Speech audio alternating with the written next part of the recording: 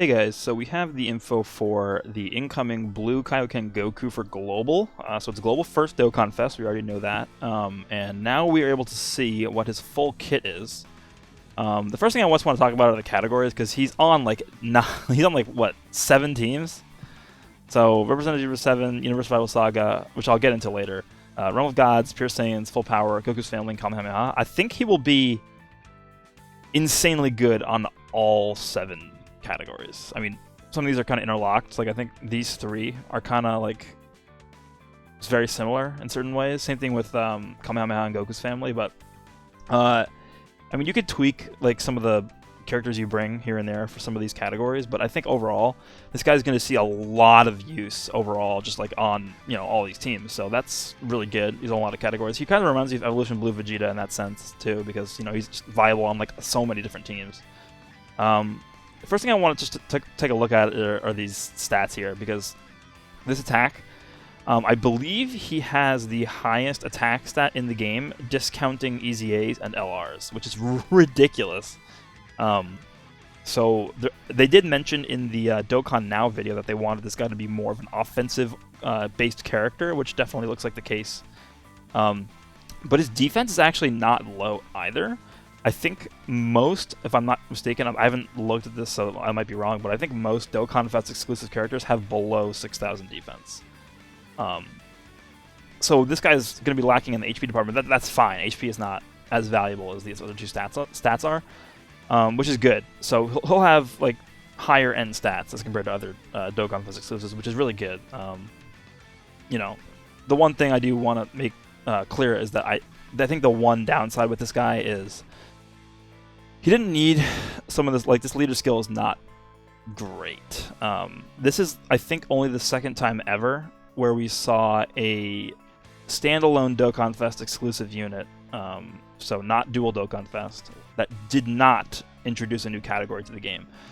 And funny enough, the first unit that did that was Transforming Vegeta, which was also a global, well, it was a global same time release as JP. So yeah, I don't really know what the point of having both representatives of Universe 7 and Universe Survival Saga is in the leader skill, because honestly, if we take a look here, this is Universe Survival Saga, and then this is representatives of Universe 7. This category is extremely limited. I mean, we got them as the only, the LR Goku and Frieza is the only leader we really have for the team. So I do understand that they wanted to sort of push out a non-summonable LR leader for this team.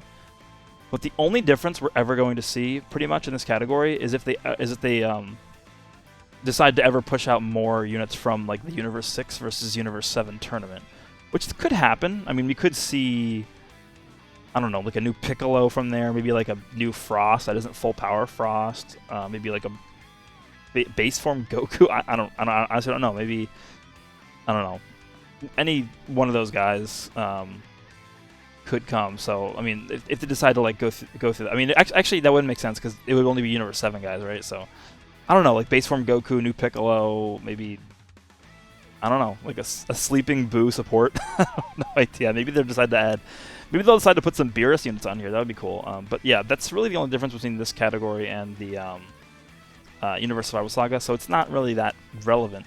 It's basically like if they did a double leader of Wicked Bloodline and Conquest of Terror, right? There would be basically no reason to ever do that, because Wicked Bloodline is basically the same exact category as Conquest of Terror, except Conquest of Terror is just bigger. I think the only difference between those 2 categories is that Angel Golden Frieza is in Wicked Bloodline and he's not in Conquest of Terror. So, I mean, there's like one difference. But honestly, this is big, this guy being in underneath his leader skill, because this guy is obviously part of the Universe 6 or 7 tournament.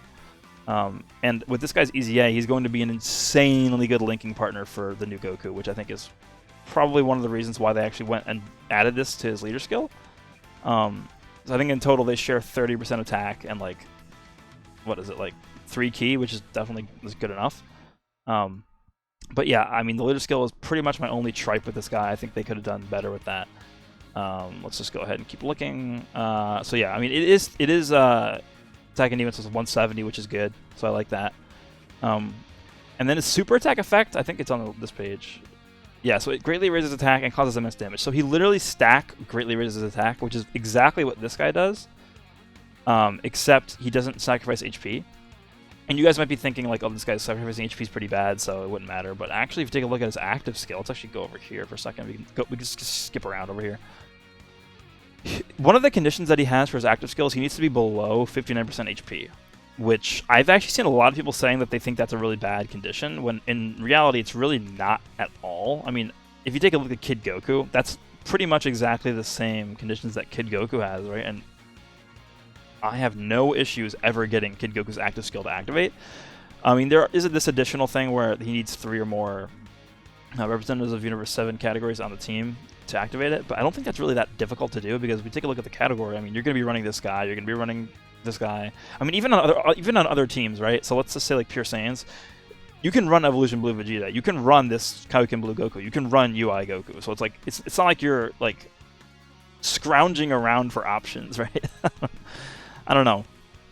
But on the other hand, from the perspective of somebody who doesn't have like many of these units, I can understand why people are upset about that. So like, let's say you want to use, let's say you pull on the banner, and you pull this Kaioken Blue Goku, and you want to run Pure Saiyans.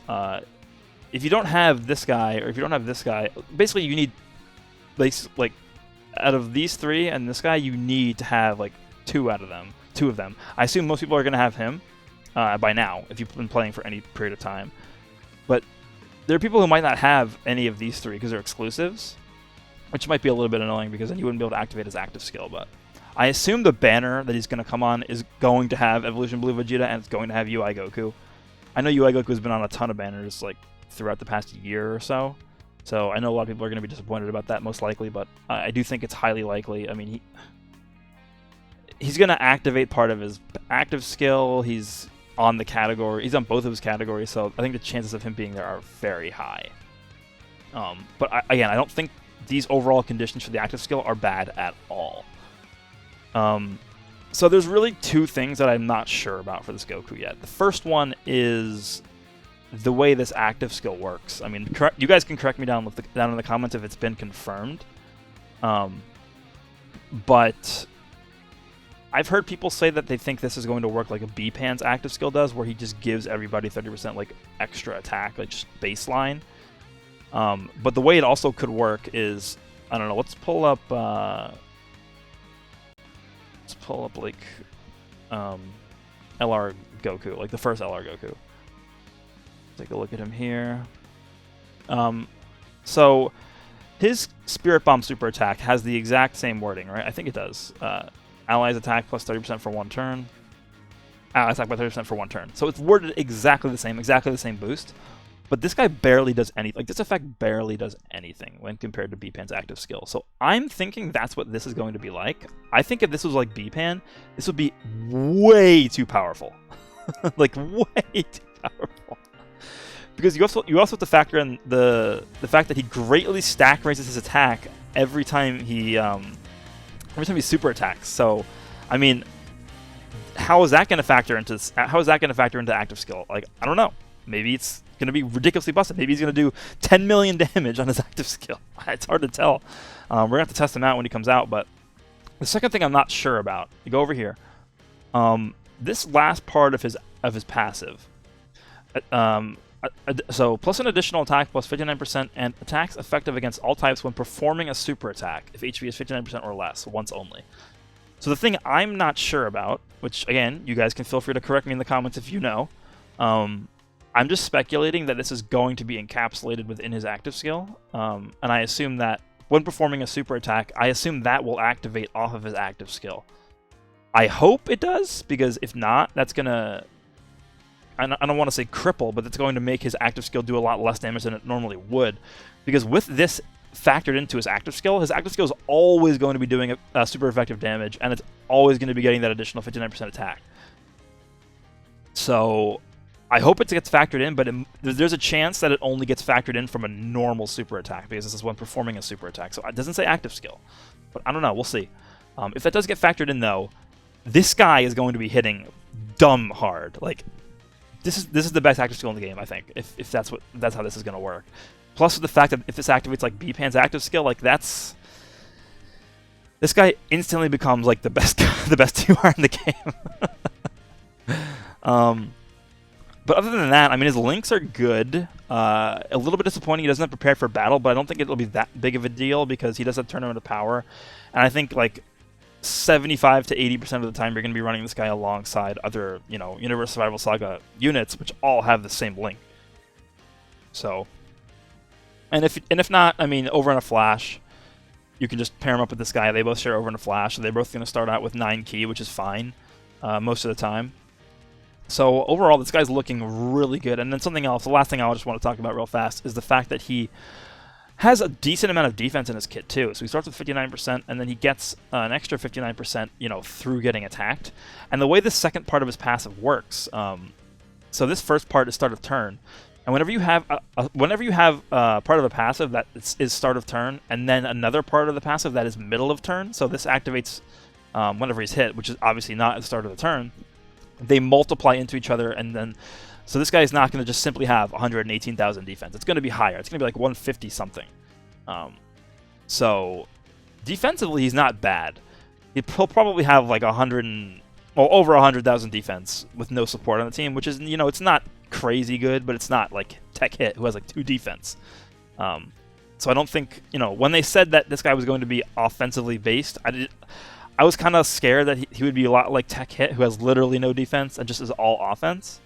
But this guy's actually not looking too bad in that department. I think defensively, if you have a support on the rotation with him, he could probably reach up to like 150,000 defense, which is fine for most events, right? So yeah, overall, I'm very, very pleased with how this guy turned out. I'm excited to test him out in the Super Battle Road, in the Legendary Goku event, in Dokkan events, in Battlefield, and Infinite Dragon Ball History. So we're going to be doing a lot of showcases for this guy whenever he drops. So keep your eye out on for that. But anyway, hope you guys are excited. Let me know down below if you guys are excited, if you guys are going to summon, if you guys are going to try and go for dupes, or what's going on with that. But yeah, hope you guys enjoyed, and I will see you all in the next one.